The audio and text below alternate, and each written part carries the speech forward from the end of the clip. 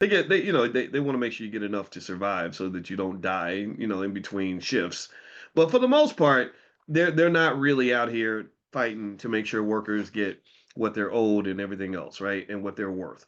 And so what's really occurred, and this is going to lead to my second point that I'm going to make, which I know it's always controversial when I talk about politics and voting, but I just don't give a damn because you got it. You're gonna either you're gonna learn today, and if you don't learn today, you're gonna learn tomorrow.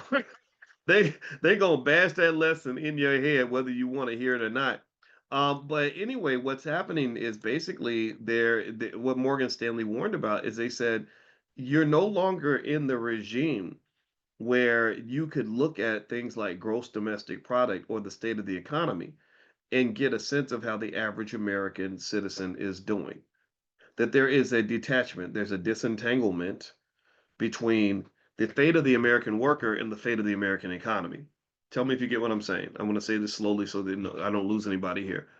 So basically, what can happen is you can have a massive, massive, massive, massive, massive economic expansion that misses 80% of the population, right? Like you can literally have an expansion that it's so think of it like this. This is how I used to visualize this mathematically.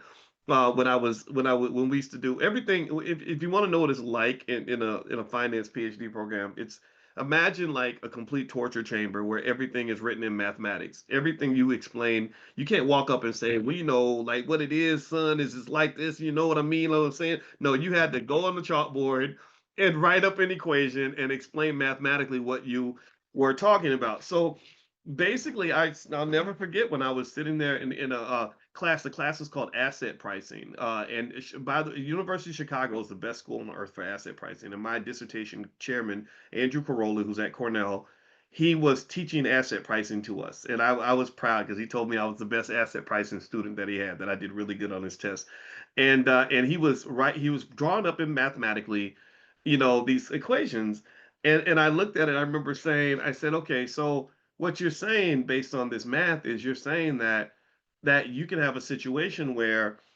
literally one guy has all the wealth and 99% of the people are poor, but yet you can conclude that that society is better off than it would be otherwise. That literally distribution means almost nothing in some of these scenarios. So the way to visualize it would be imagine if you got three kids and you got the big kid and the two little ones and you put 10 pounds of food or let's say three cheeseburgers in that you leave for the kids, right?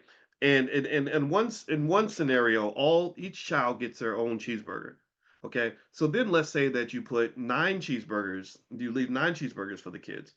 And let's say this time, though, the oldest kid eats eight of them and makes the other two share the last one, right? Clearly, the second scenario is not fair. Clearly, you're going to have one really obese kid and you're going to have two little starving, skinny kids looking like they own an infomercial, right? Or something, right?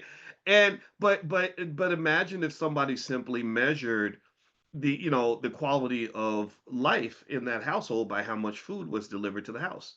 And somebody says, hey, clearly everybody in the house is doing better because they got nine cheeseburgers now instead of just three, so everybody's eating good. Well, that doesn't actually apply if there's no rules of distribution. Do you understand? Let me know if you get what I'm saying. Let me know if you get what I'm saying. Like that fair economics requires rules of the road. Somebody has to say to the kids, like, hey, make sure you share with your sister. Make sure your baby brother eats too, right?